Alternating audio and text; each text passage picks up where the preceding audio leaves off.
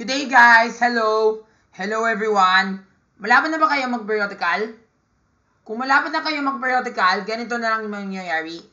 Because right now, malapit na ako mag-periodical, pero I would like to make a video about you guys, showing you about my senior high lesson that I had before. Ang general mathematics lesson na yon ay tungkol sa functions. Diba, remember ang function, ibig sabihin, meron kayong domain at range. Ano yung domain? Ang domain ay yung set ng x values na pwede ilagay sa function. Like, halimbawa, diba, we have x plus 5. Let x be the domain. And then, diba, remember, sabi ko dito, ang domain, that can represent any number. Tapos, ang output na yan ay tinatawag na y, which you call the range. The range of values is what you call the y. Ibig sabihin, ito yung sagot ng function value. So, halimbawa, ganito kasi yung mangyayari. Halimbawa, let's say, for example, x plus 5, kapag maglagay tayo ng 10, 10 for the value of x, 10 plus 5 is 15. Tama? So, ano yung y namin? Ang y namin ay 15. Kaya sinabi ko, f of x. Let x be represented as any value that you wish in the domain, and then the y will give you the output of the answer. So, yun. Yun yung function. Now, in this game, you're going to learn how to evaluate a certain function. Because if you want to make a function table or a graph, you need to learn how to evaluate the value of x and plug it to a certified function. Okay, let's begin.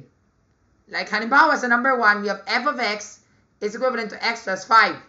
So, let your domain be the numbers 1 to 5. Ibig sabihin, let x be 1 to 5, ibig sabihin, yun yung domain. So, when we put the domain into the value of x, yun talaga ang ibig sabihin ng, yun ang domain. Diba, remember ito yung domain dito. Yung 1, 2, 3, 4, 5 ay tinatawag na domain. Now, we input that to the value of x para makuha namin yung sagot.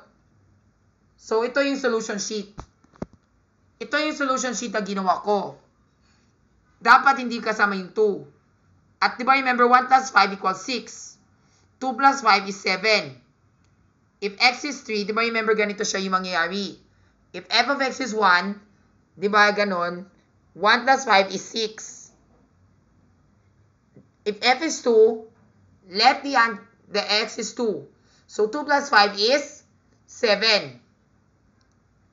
If x is 3, let the answer be 8. If x is 4, 9 na yun, di ba? And so on, hanggang 10. You will see why. Ganito kasi yung mangyayari. Kapag ginawa tayo yung function table na to, ito yun.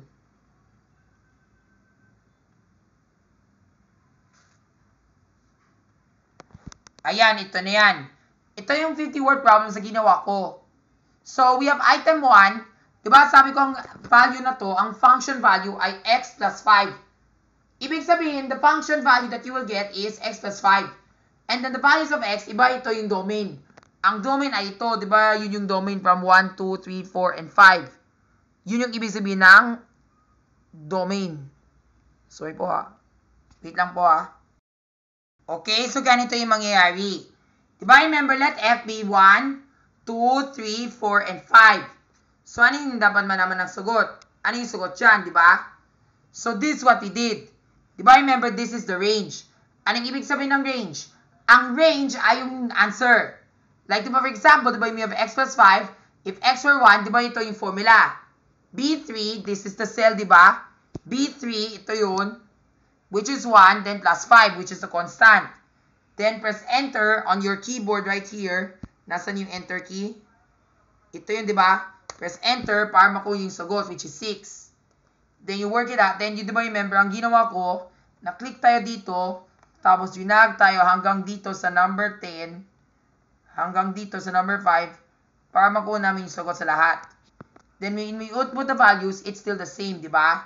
So, yan. Ito yun. And so on. Di ba? So, yun ang tamang sagot. Now, all we need to do is to input that into the graph. So, ito yun. Di ba, remember, this is what I did next. What I did here, I list the possible functions of the domain.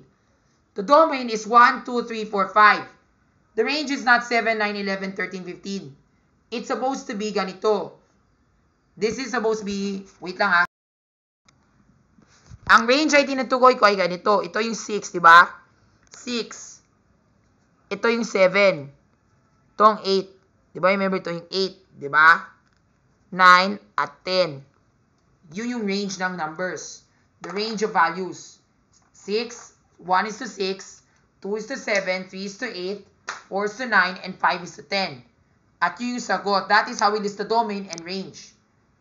Kapag ginawa mo yung mapping, it will go like this.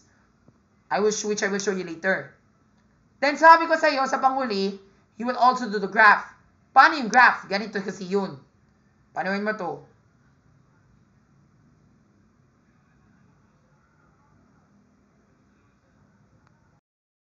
Okay, so ito po yung sagot ng x plus 5. Diba, remember ito yung sagot ng x plus 5. F of x is equivalent to x plus 5. So, diba, remember, ang domain namin ay yung 1 to 5. Nakikita mo ba yung mga numbers doon sa baba? Yun yung domain. And then, yung numbers na nasa taas, which is on the vertical axis, that's the range. So, 1 is to 6, 2 is to 7, 3 is to 8, 4 is to 9, and 5 is to 10. If you want to do this, ganito kasi yung mangyari. Click on this, and then insert chart, di ba? Click on insert, tapos this one, dot points. Then choose the graph you want, tapos ganito siya. Tapos dito, pindot mo yung ito. Nakita mo ba yung add chart element? Yung dito. Pindutuin mo to, tapos trend line. Kapag linear, click linear. At yun dapat yung sagot. Then you can edit whatever type of function you want. You can edit the type of line. If you want a thicker line, pwede maklik lang dito, then click on the outline, then click on the dashes. If you wanted a real straight line, ganito yun. Then if you want the color, like for example, gusto ko may team, ganun siya. Tapos if you want to, if you want to adjust the line, make it other colors, and to make it, to make the weight a little larger or thicker, yun. Diba? So that's how you graph. Tapos kung gusto mo magligyan ng title, like halimbawa, f of x is equivalent to x plus 5, pwede ka ganon. I-type mo dito yung sagot. Nasaan na yun? Type mo siya dito.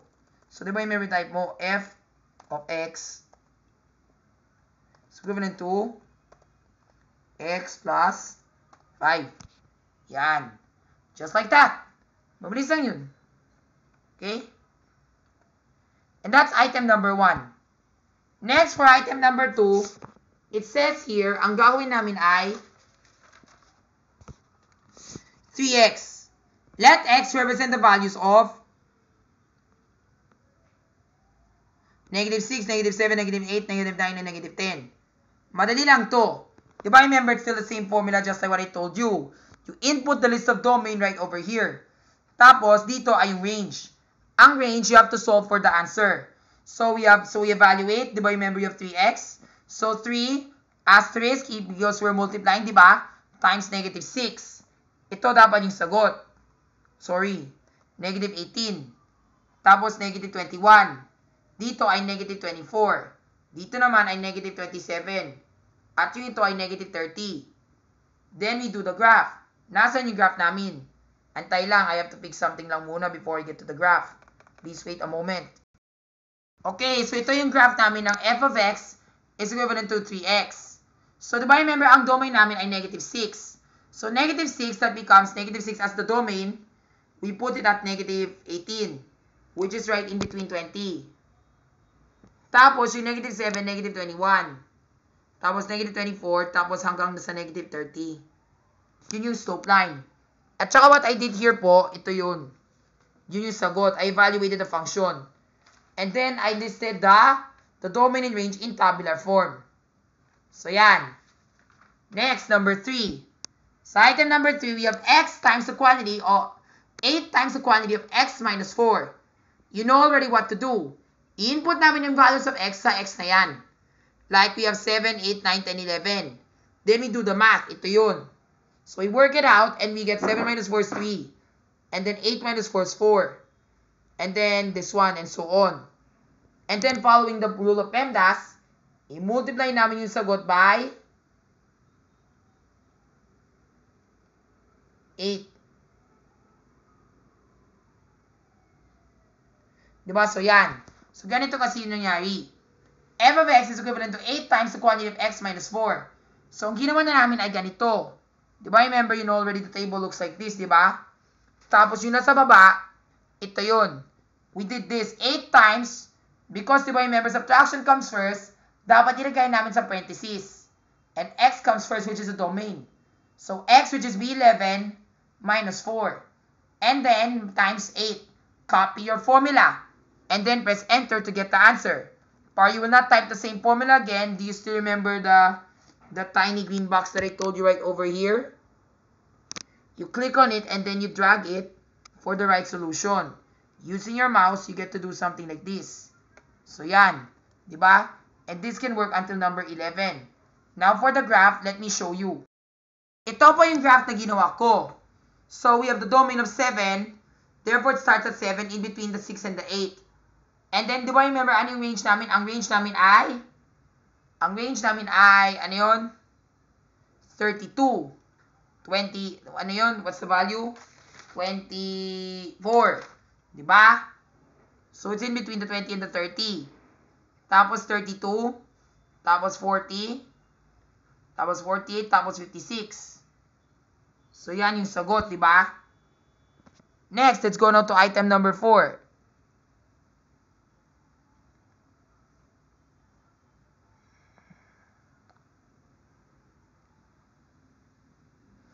Sa item number 4 naman, we have the value like this. Ito yun. Look at the formula very carefully. Let f of x equivalent to be negative 5, negative 6, negative 7, negative 8, and negative 9. Ayun pala, di ba remember, ito yung ginawa ko sa number 3. The set of ordered pairs. Ito yung domain, ito yung range. So, yan. Then you separate using comma. Next, sa number 4, we have x squared plus 2. Sa x squared plus 2, di ba remember that's a quadratic equation. If you want to graph this, di ba remember sabi ko, click on insert, and then click on the line, and then trend line, then linear. If you want any more functions, ito na, I will teach you in a while. So you have x squared plus 2. So you know already what to do here, di ba? So the formula is still the same. Put your domain, and then list your range. Copy your formula, following the formula implied. If you want exponent, you have to caret 8. Diba yung nakita mo yung parang tumaas na arrow? Caret 8 and then 2. Then plus 2. Diba? And what's the answer? You're supposed to get 27. Tapos this one is 38. 51, 66, and 83. Tama? And then ang ginawa ko dito, nag-map tayo dito. So yan. This is what you call the mapping. Ang x ay tinatawag na domain, ang y ay tinatawag na range. So, we have the x that represents the domain and the y that represents the range of numbers. Diba?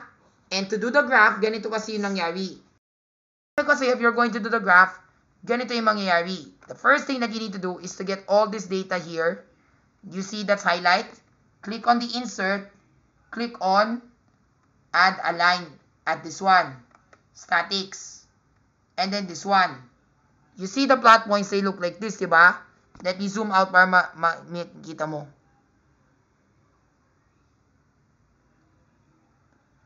Yan, diba? So, ito yung chart line mo. And then, all you have to do is to click on add chart element. And then, click on trend line. Then, diba remember, you see it's a square, diba? Kasi nakita mo na problem here, it's squared. Diba? Nasa na yan? It's squared. So, therefore, you need to make it an exponential equation. So, with that, you click on this one. The more trend line options. Click on that function. Tapos, magpunta kayo dito sa side. Then, click on the polynomial degree. Polynomial, the order is, since it's quadratic, dapat 2 yan. At yan. See the line? We've drawn the curve. Kasi po, if you were to do trend line, it will just be, ano yun, connect the dots. But you know, in quadratic equation, dapat may curve. So, dapat it should be a curve. And then, to design your line, you already know what to do.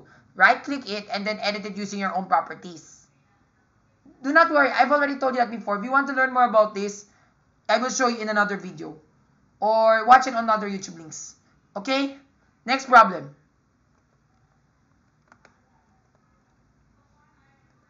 The next problem is this. Item number 5, we have x squared plus 4x plus 4. Did you know that can be written as the same as x plus 2 quantity squared? Diba? So, ganito kasi yung mangyayari. Diba? Remember, ganito yung mangyayari kapag dito siya. And then, we input the values. Domain is from negative 3 to positive 1. So, here's the value that we did. Ganito pa kasi yung mangyayari dito. So, we just click on this one, zoom in pa more. Yan, para makita mo. Kasi nga is kung hindi siya makita, hindi mo makita. So, yan. This one, di ba? You have f of x is equivalent to x squared plus 4x plus 4. Di ba? So, you input the list of values. Negative 3, negative 2, negative 1, 0, and positive 1. Then, we input the values. Di ba, remember, in the first cell, ito yung formula na ginawa ko. B19, which is the highlighted cell here, that's negative 3 squared plus 4 times negative 3, then plus 4. I press enter, which you see here, so you can get the answer. And you should come up with 1. And then drag it so you can get the answer here. Now, let me show you how I did it on paper. Ganito kasi yun. Ito yung ginawa ko. I did it this way. This becomes negative 12, positive 9, negative 12, negative 3, so 1. Then I continue working on the other way. Diba? 0. And that becomes positive 1, positive 4, and positive 9. You expect and you manifest that in a quadratic equation, if you have a function that says x squared, we already know the vertical is parang like this. Parang siyang slope. So if it were symmetrical with the x-axis, it would go like this. So yan. And then this is how we did it in tabular form. Listing the domain on the top and listing the range on the bottom. Now when we did the graph, ito yun. Yan. Can you see this? Ito ba yung graph namin? So we have the domain of negative 3, which stands at 1, negative 2, which is a 0, the negative 1, which is at 1, and then 0 if the domain was 0, the range is at 4, and 9. So that's more like a quadratic equation. So yan. Next, let's go now to number 6. In number 6, we have the x values 2x plus 3. And let x be 1/8, 1/7, 1/6, 1/5, and 1/4. Ganito kasi yung nangyari dito. So when I did this on paper, it would be this 2/8 becomes 1/4, diba? So 1/4 plus 3, that's 3 and 1/4. Kung 1/7, 2 times 1, 2, 7 plus 3, 1, get the LCD. 7, that's 23 over 7, or 2, 3 and 2 sevenths. Diba? Kapag 1/6 naman, that becomes 3 plus 3, 3 and 1/3. Diba? 1/3. Then the next one, we have this one. Kapag 1/5, 2 times 1/5 becomes, diba remember 1/5 is the same as 0.2.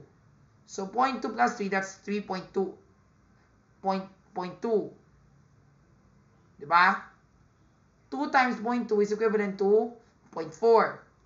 0.4 plus 3, 3.4, or 3 and 2/5. Then kapag 1/4, this becomes 1/2. 1/2 plus 3, 0.5. So 3.5. And then we did this through mapping. Ganito kasi yung ginawa ko. 1/8 is 3 and 1/4. 1/7 is 3 and 2 sevenths. 1/6 is 3 and 1/3. 1/5 is 3 and 2/5. And 1/4 is 3 and 1/2. This one's a bit tricky because they're already in fractions. Pero don't worry because this is still kind of easy for you to solve. Okay? Now let me show you how I did it via the Excel. Please wait a moment. Yes, ganito kasi yun. Diba remember, dapat normally, I was supposed to do it in fraction. Pero since in Microsoft Excel, I can't even write it in fraction, that's why they gave me decimal values instead. However, if you want to convert that into fraction, there's a way. Parang you just have to click on this one, then click on fraction type. Something like that. But I'm afraid I can't even do that, so never mind na. I just click general, and then yung nga. Maybe, yan, that's the one fraction. Diba? So you just, because this one, you set it to general. So if you wanted fraction, ganito kasi dapat yung mangyayari. So from general, diba yung nakita mo, this is general. So click on this fraction. Para you can get the amount. Kasi nga diba remember, this is what you did, diba? Ito yung ginawa ko. And I know dapat in general, gusto ko dapat fraction to. So kung gusto mo fraction, click the cell and then click on the number you want. If you wanted general, ibig sabihin all real numbers. Decimal. But this one, I wanted fraction. So, ganito kasi dapat yung mangyayari. So, dapat fraction yan. So, yun yung list ng domain. 1/8, 1/7, 1/6, 1/5, and 1/4. To do this, di ba, remember sabi ko sa iyo, click the cell that you want, di ba? If you want to convert this fraction back to decimal, click on this, general. And that becomes 0.125. If you want to reciprocate it back to fraction, click on this one. Click on this one, fraction. Do you see this? Pindutin mo dito, tapos ihanap mo yung fraction value. Yan. And that's 1/8.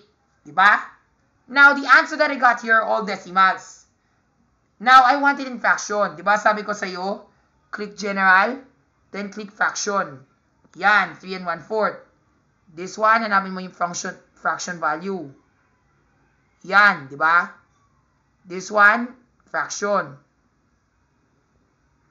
This one, fraction. Yan. And then, kahit hindi na, because that's already, that's already decimal. So, yan. And these are the answers that you're supposed to get. Diba, remember ito yung solution sheet ko, diba? Nasaan na yun? So, yan. 1/8 is 3 and 1/4. Correct. 1/7 is 3 and 2/7. Correct. 1/6 is 3 and 1/3. Correct. 1/5 is 3 and 2/5. Yan. And 1/4 is 3 and 1/2. Yun lang. Now, when we did the graph, ito yun. So, yan. So, that is our function value in graphing. So, we have the domain of 1/8. So, where's our 1/8? Yan, ito yun, di ba? 1/8, di ba? 1/8, that is our domain. 1/7, 1/6, 1/5, 1/4, tapos 1/2. 1/4, di ba? And then, di ba, remember, we had 3 and 1/4, ito yun. Tapos, 3 and 2/7, yun na yun, di ba? Which is, it's somewhere there. 1/3 is 0.3333. 2/7 is 2.8, so it's right here. Tapos, we have 3 and 1/3, ito yun. And then, we have, 3 and 2/5, ito yun. Tapos, the 4/9, 3 and 1/2, ito yun sa taas. So, yun lang. So, that's how they do the graph. Next, let's go to number 7.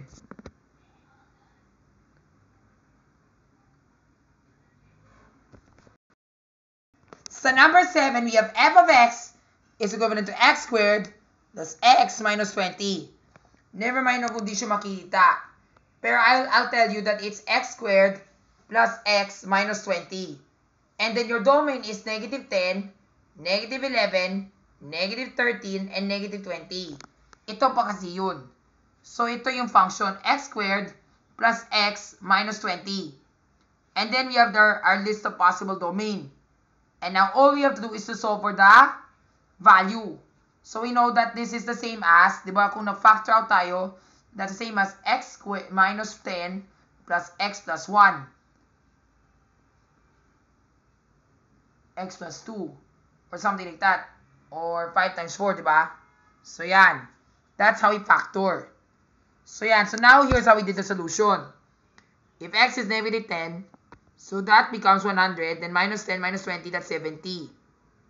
Negative 11, that's 121. Minus 11, 20, 90.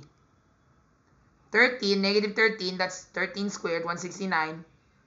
Minus 13 equals minus 20, 136. And so on. Here's how we did it in Excel. Did we get it right? Yes, we got it right. Because of this formula that I put in. So you have B27, which is the highlighted cell. Then you square it plus the cell again, which is the value of x, the domain. Then minus the constant. Then press enter on your keyboard to get the answer. Then see the box. Drag it in to solve for the answer. Now let's go to the graph. The graph that we did was somewhere here.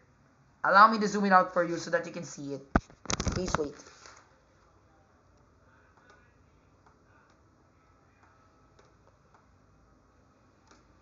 Yan, your function should look like this.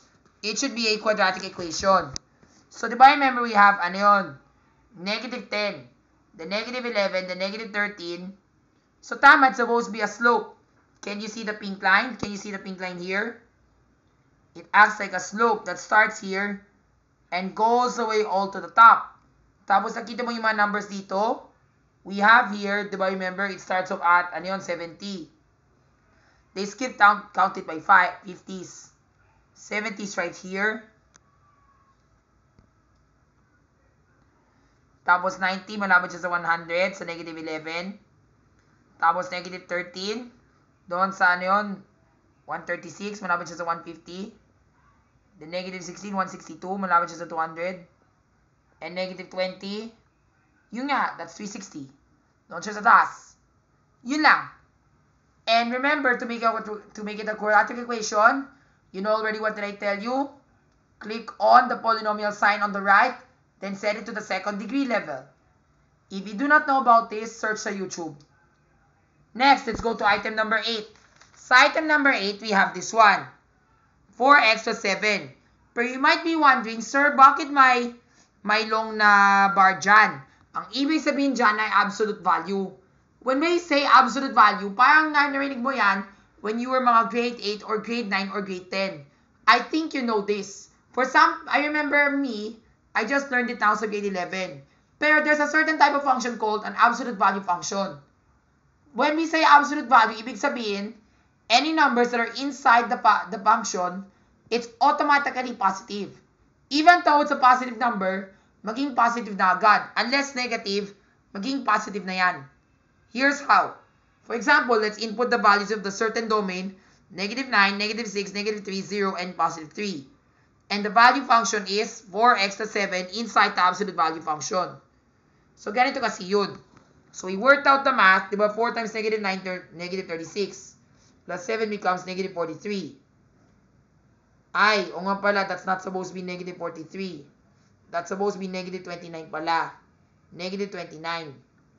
And then, the absolute value of negative 29 is positive 29. Pagkabag negative 6 naman, that's supposed to be positive 17. Negative 17 at first, but it becomes positive 17. Kapag negative 3, negative 12 plus 7, that's negative 5. Positive 5. And then 0, kapag 0 yung value yung nasa absolute value, just 0. It evens out. Diba? And just 7 when you add 7. Last but not least, kapag positive, that becomes 19. Diba? 3 times 3 is 9. Diba? 4 times 3 is 12. Plus 7 is 19. Kahit positive ay nangyari dyan sa absolute value, automatic, positive. Diba? That's how we did the solution. To do the graph, ganito kasi yun. Although there's no such thing as absolute value function in Microsoft Excel, but I just did it using this format. Ganito kasi yun. Diba remember, this is negative 9.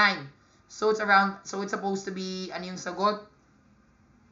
Tapos ito naman, I list a set of ordered pairs. Ito yung mapping form. Ito yung listing of ordered. So negative 9 equals positive 29. Malapit siya sa 30. Tapos negative 6 and positive 17. Ang positive 17 ay malapit sa 20. Ang positive 3 to positive 5 dito siya sa 5. 0 to 7. And 3 to 19. So ganito siya yung function. It's an absolute value function. And to tell you why I was able to do this, I will show you right now. And there's a value called absolute function value in Microsoft Excel. So ang gagawin na namin ay ganito. Did you see this abs? You thought kasi it's abs pertaining to stomach, diba? Pero it's not abs involving the stomach. It's abs to return the absolute value of a function. Like for example, you click abs, then it returns the, diba remember ganito siya, diba? So diba remember abs? It means absolute. Sabi dito, returns the absolute value of a number. A number without its sign, automatic positive. And then click that one, click that function. And then, yun nga, input the function, which is 4 times negative times this one, the cell you want, then plus the constant, which is 7. And you should come up with this one, positive 29. Then you work this out for the rest, and you should get this answer. Now, to graph the function, ganito kasi yun. Although, just what I said, there's no such value like that. You can make a graph like this, pero I researched on the internet, you can click insert, then click on this one, line, and then click this one. Then you are able to make the absolute value function. But we don't like the numbers on the horizontal axis, 1, 2, 3, 4, 5. So in order for you to do this, you can change the value, click on select data, Tapos, hanapin mo yung data. Like, for example, you want the data to be, wait lang ha, I will show you. So, yan, just what I said here, that's not the values that we want. Ito yun. So, that one, we have to change that.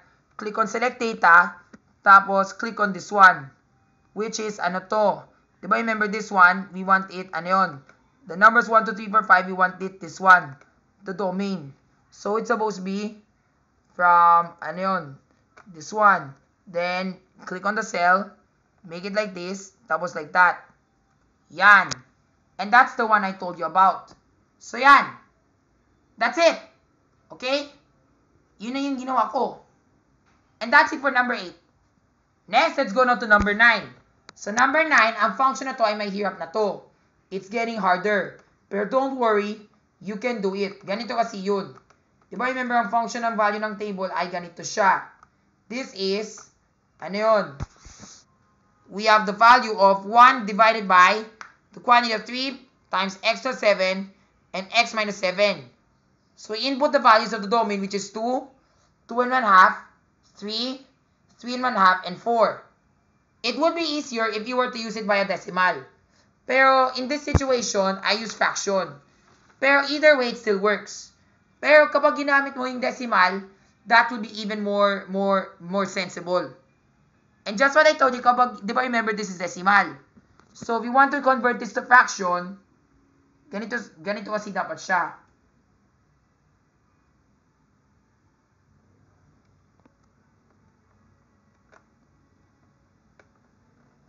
Click on fraction. Yan, and you should have something like this. Diba? That is the number in fraction. And diba remember, ito yung solution sheet na ginawa ko. Although it may be complexified, but I just did it in a fraction way. So diba remember, this one, 2 minus 7 and 2 minus 7. That implies of the difference of 2 squares, diba? So this becomes 9, this becomes negative 5. Multiply the numbers together, you should get 1 over negative 1 over 35. And then, diba remember, this one, I know naman these are all decimal values. If you want this to be converted into fraction, click the general, then convert it to fraction. Pero there's still no undefined value. Kasi nga what you hold is ano yun? Wala eh. So, dapat you have to work on that one step at a time. So, kapag ginawa ko to decimal, fraction, wala yan. So, if you want, you just leave the decimal like that. Pero, I know naman, this is the function that we did. In our solution sheet, we did was 1 divided by, remember, this is a group. So, we do the group first by putting a big parenthesis.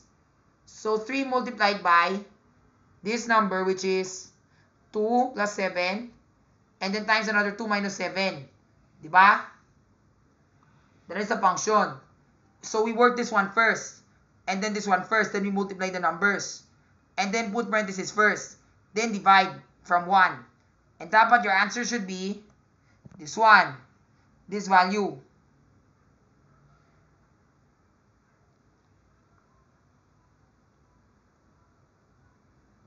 The second one was this one, but I still use fraction. But never mind, I think it would be faster if you were to use it in decimal. And then you click on the right box and then transfer it. Tapos yun yung sagot. Now, to show you what I mean during the graph, ito yun. This is what I did here using the tabular form. Although it takes lots of time using the math, but it's very worth it. Then, of course, if you have so many fractions, but it's okay lang. But if you were to convert that 1/2 to 0.5, that can be better. Para that can be 4.5, para mas madali. Para you won't have a hard time anymore solving for the math. Okay? Now, here's how I did the graph. Okay, so here's the graph that I did. So, you have 2, 2.5, 3, 3.5, and 4 for the list of the domain, diba? And then, diba remember, it's going down. Diba remember, it's going from downwards to the right. At bakit ganun? Di ba remember normally dapat quadratic equation? Because it's curved, di ba? And we know it's a quadratic equation because we can see through the formula in this number, so number 9, it's 3 times x plus 7 times x minus 7. That's the same as x. That's the same as, di ba remember, x minus 49. And that's more like quadratic. Di ba? Pero it's going downward to the right because it's below. Kasi nasa denominator siya. Kaya may plot twist. At when we did the function value, yun na yun, di ba? And we did it in tabular form. Pero that's in decimal. Pero ang ginawa ko ay fraction. Pero ngayon talaga kapag fraction, pero never mind. At least naman, that's how we did it. That's how we solved for the answer. Last but not the least, ay number 10. Diba, remember sa number 10, ito yun, diba?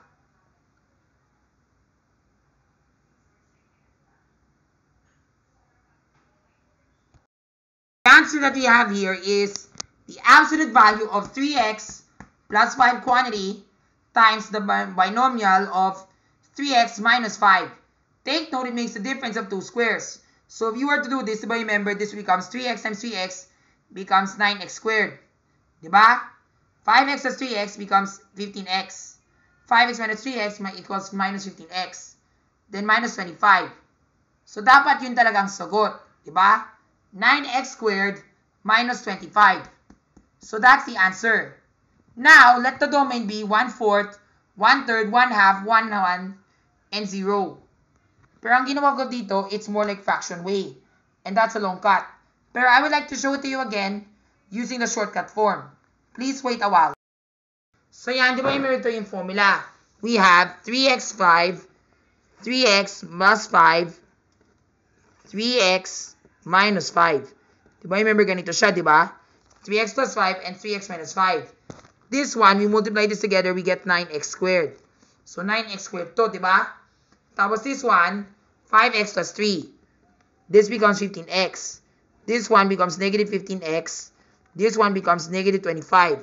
5 times 5 is 25, but positive times negative equals negative. This one combines like terms, so this evens out to 0.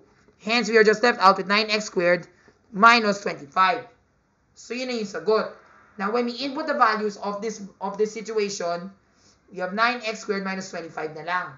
Para mas madali. Kasi nga ginawa ko dito, ay ito yun. This is the long cut. Pero kung mas madali to, dapat we have to do it this way. So, diba, remember, you have 9, and then 1/4 times 1/4 minus 25. This becomes 1 over 16. So, 9 times 1 over 16 equals 9 over 16. Minus 25. So, get the LCD.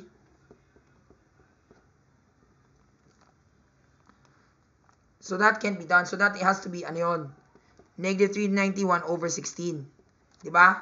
That is if x were negative 4. If f of x were negative 4. If we're 1/4. 1/4, diba? Kapag 1/3 naman, ganito siya. 9, 1/3 times 1/3. Can you see what I'm doing? 1/3 times 1/3 minus 25. This becomes 9. So 9 times 1/9. Cancel. 1 minus 25 becomes negative 24. That is exactly if f were 1/3.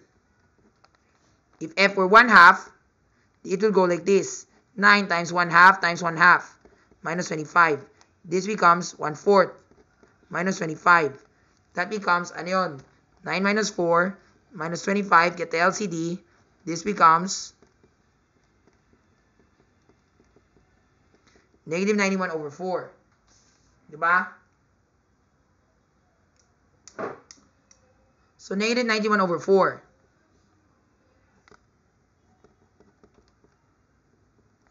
So, yan. And then if 1, it's just 1. Diba? 9, 1 times 1 minus 25. That becomes negative 16. And kapag 0, negative 25 yun. Diba? 25 yun. Alright? So, that's how we input the values. Now, let's go back now to the laptop. So, di ba, remember ito yung solution sheet ko, di ba? You have 0. 0 is equivalent to 25, di ba? You remember it goes like this. So, dapat I should convert that to fraction. So, if I were to convert this into fraction, ganito siya, di ba? Remember, click on the cells. From general, see the fraction. Click on that. Yan. So, that's supposed to be the answer. Di ba, remember, sabi ko sa'yo, that if f of x were 1/4, dapat the answer should be negative 3. The answer should be 391 over 16. Pero bakit naging ano yun? Pero bakit naging ano yun? 24. Ganito kasi yun. Kasi ang ginawa ko dito, I did it this way. Ganito siya. Diba?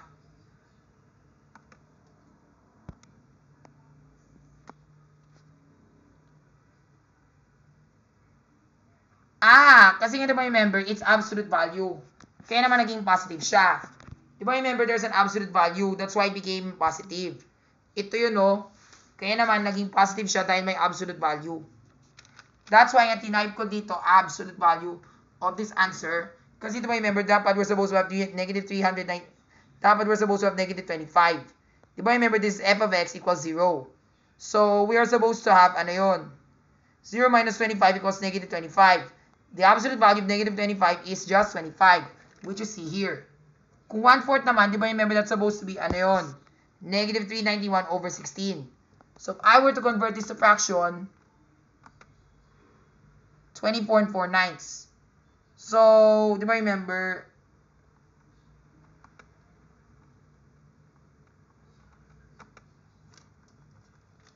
it will go like this, di ba? So, let's just type it na lang para sure. So, diba remember you have 9 times 1/4. Tapos squared. Diba? And then multiplied by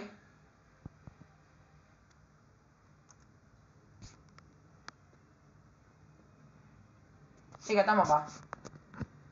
Yeah, kasi that's supposed to be the 1. And then minus 25. So, diba remember it's supposed to be times 1/4 squared. And then minus 25. Diba?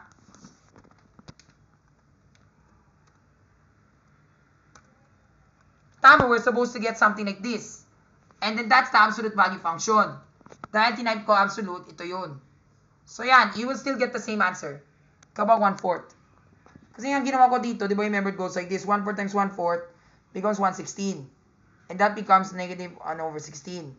Then I applied getting the LCD. So, diba, this one becomes 1 times 16. 25 times 16 equals 400. And then diba, remember, this we have to rename the fraction. Kasi we cannot even subtract. We cannot even subtract 9 over 16 minus 400 over 16. Hindi pwede. So, pero I did it like this. 400 plus 9. So dapat it's supposed to be plus. So that's supposed to be negative 409 divided by 16. So if I were to do something like this, 409 divided by 16, mali. Pero never mind, okay lang yan. Because I can't even show you the alternative solution. Next, kapag 1/3 naman, di ba remember ang 1/3 ay dito, di ba? So you have 1/3 times 1/3, that's 9 and 1/2. So that's supposed to be negative 24. Absolute value to make it positive 24. Kapag 1/2, ito yun. 1/4. Then minus 25. That becomes negative 9/4. Diba? Negative 9/4 or kaya pala, that's why it became 22.75. I'm sorry if I have a hard time subtracting fractions. Or if you want, you can make the 9/4 na lang into a decimal. Like, you can make that 9/4 into 2.25. So, tama, it becomes something like that. Para hindi kayo mahirapan. And then, last is number 1. Ito yun. This one, di ba? 9 times 1 is 9. Minus 25, negative 16. So, it becomes positive. And that's how we did the functions. That's how we evaluate. Now, to do the graph, di ba remember just what I told you? Although there's no such definition on how you can make the graph, on how you can do this, you can do it like this. Just highlight the cells here. You see the highlight there, although it's very small. Then click on Insert. Then click on this one. This function up here. Insert line or area chart. Then click this. So you should have a line that looks like this. So 25 for 0. And then 1/4. 24.435. That's in somewhere there. Tapos 1/3, 24. And then 1/2. That's supposed to be 22.75. Then 16. Right in between. Then to change your values, click this one. Right click. You see the right click here. Pindutin mo lang to. Click on select data. You see the select data here. Then, click edit here. Choose your category. Tapos, ito yun. I-highlight mo. Wait lang I cannot work with one hand. So, yan. You see the box here. You highlight this one. And then, press OK. Once you're through, yun nga. your function should look like this. And that's it. So that's our function table. So at least we've done 1 to 10 so far. Did you get what I taught you so far? If you hadn't, that's great. There are lots more to go, pero we'll stop for now. God bless ka na sa pag-aaral. And see you in the next video. Peace.